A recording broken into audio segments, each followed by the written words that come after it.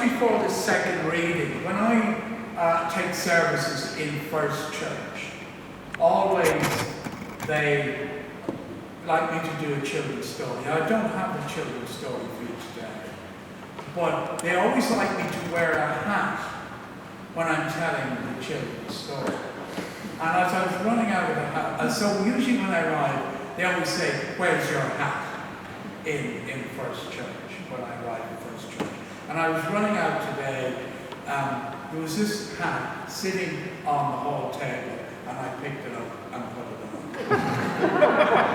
Now I ask you, what does a bowler hat and a clerical collar remind you of? And I don't think it's a city banker. Mervyn Gibson. The 12th of July. Yeah. And I came up with a great idea, because there was a big debate in City Hall this week over how many people on the street need to agree that the name should be in Irish and English. And there was a huge debate. And I think eventually it was agreed 15 or 20% of the people. I'm not getting involved in the debate, but I've come up with a great solution, I think, which might be helpful. And I'm going to relay it to my good friend, because he is my good friend, Mervyn Gibson, who's General Secretary of the Irish Order.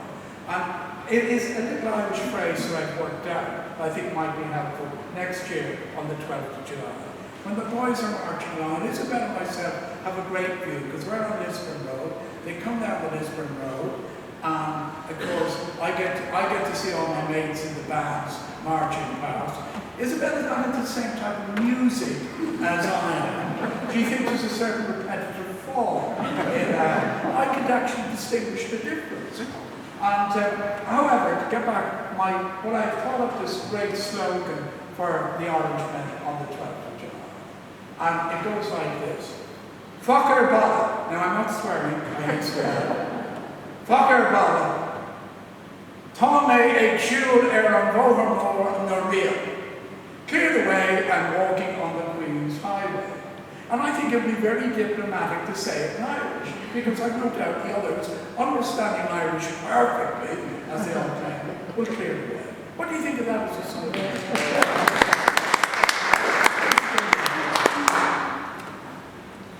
Now, one of the good opportunities you get when you're on holidays, particularly if you're in a little village where there's very little to do, only sit in the sunshine and read, is you can bring an extra large book to read.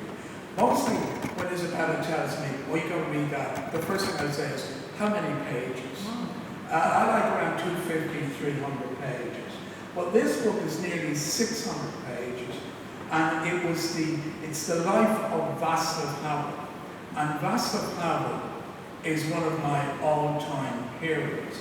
Vaclav Havel was for 6 months he was president of Czechoslovakia, and then when the Slovaks formed their own state, for a number of years afterwards, he was president of the Czech Republic.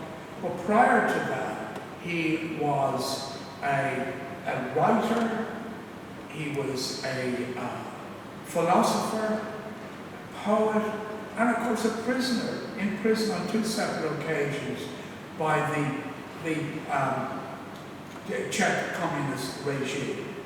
Havel was 2 times in prison. And he was always one of my heroes. And when I was walking out of the church this morning, David Allardyce, who was one time Lord Mayor of Belfast. None of this has got anything to do with the reading, by the way. I just feel you need to know. David Allardyce, who was one time Lord Mayor of Belfast, said to me, "I met Vaclav Havel." And I said, "What?" He says, "Yeah. I invited him to Belfast." Of course, how did I respond? Typically Irish, I said, "Well, I met Nelson Mandela." That comes like one. And that's what I actually did. But that's typical of me. Anyway, he said, "I met Vaclav Havel. I invited him to Belfast, and he came. And we had dinner together. And we had a meeting at, had a meeting where I arrived with my councillors and he arrived with his representatives from the palace in the Czech Republic. And he said it was unbelievable to meet Vaclav Havel. So I thought, wow, talk about separation now by 6 degrees, down to 1 degree. So I was really impressed by that.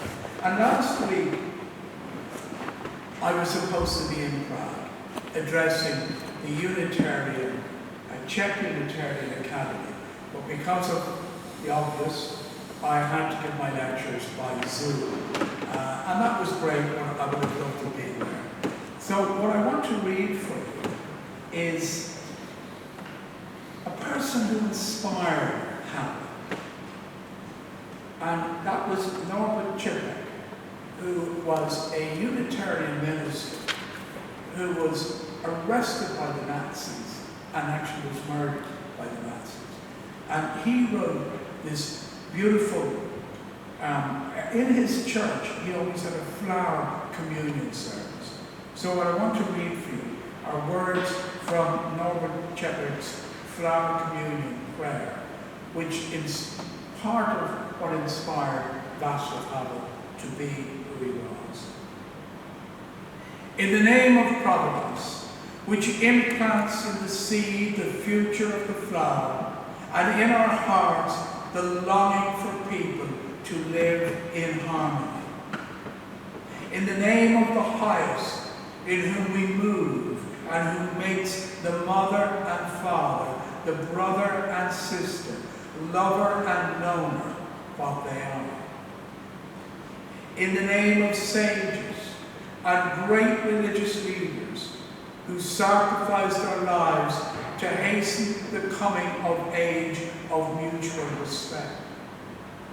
Let us renew our resolutions sincerely to be real brothers and sisters, regardless of any kind of bar which estranges us from each other.